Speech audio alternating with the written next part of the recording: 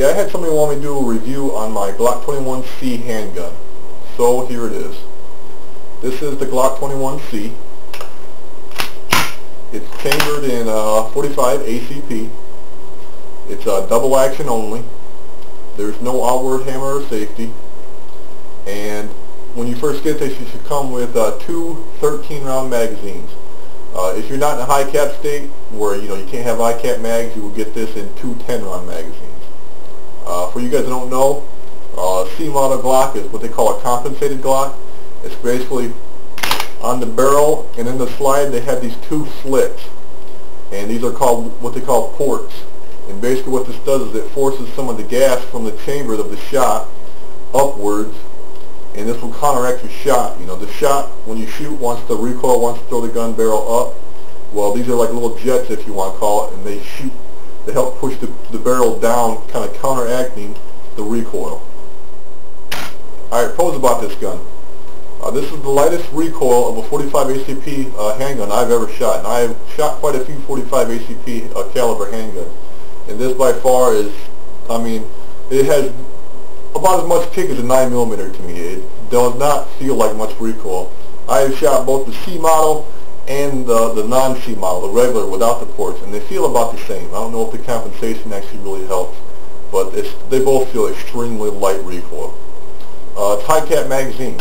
You get 13 rounds, high cap magazine for these, and that's always a plus. 45 caliber or 13 rounds, it's a nice little punch you got there. It's very accurate. Glocks are extremely accurate, and this is no exception. It's the same thing. Even though it's a C model, it's still a very accurate handgun. There's no outward hammer or safety. Now, some people might not think this is a pro. Personally, I do. No outward hammer. You don't accidentally hit it or snag it on something. There's no outward safety to fool with. If you have to ever get to it in a situation, you don't have to worry about hitting the safety first. Your safety's on the trigger itself. Alright, cons about this firearm. Like I said before, it's ported, it's C model, what they call it, it's compensated. And when it forces the gases up through these ports, it actually creates a flash.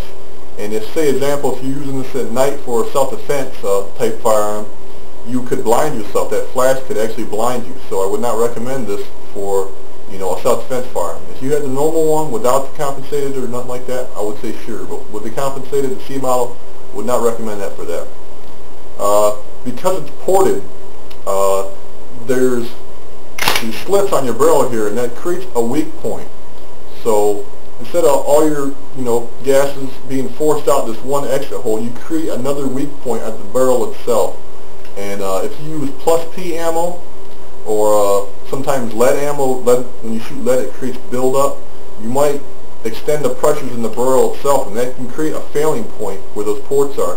And I've heard of some people actually it exploding right there, your barrel popping open.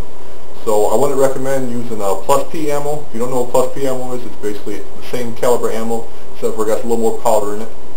Or I wouldn't recommend using lead nose round for this. Lead nose round because it builds up the chamber and creates higher pressure.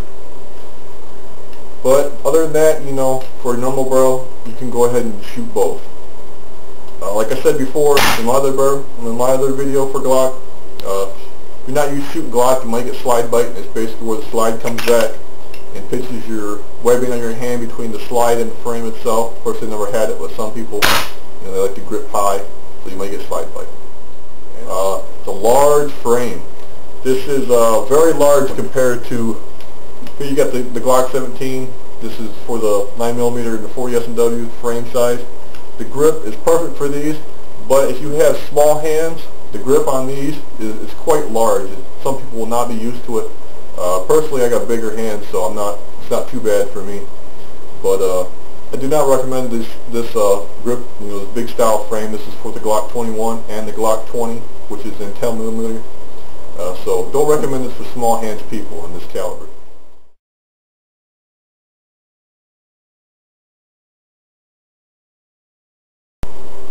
Alright, modification for this. One thing I like about the Glocks is you can modify them usually much cheaper than other handguns. For mine personally, I got a high-vis front sight, and yes, this will get dirty because the C model gas is pushed right up by the front sight, so your front sight will get a little corrosion on it. You have to clean that real good.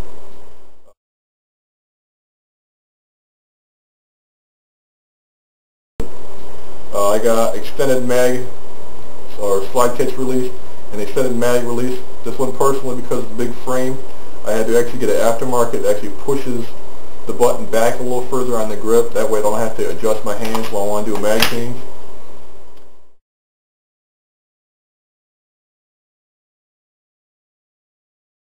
Let's see, what else did I do this? Oh yeah, I got +2 in the mag.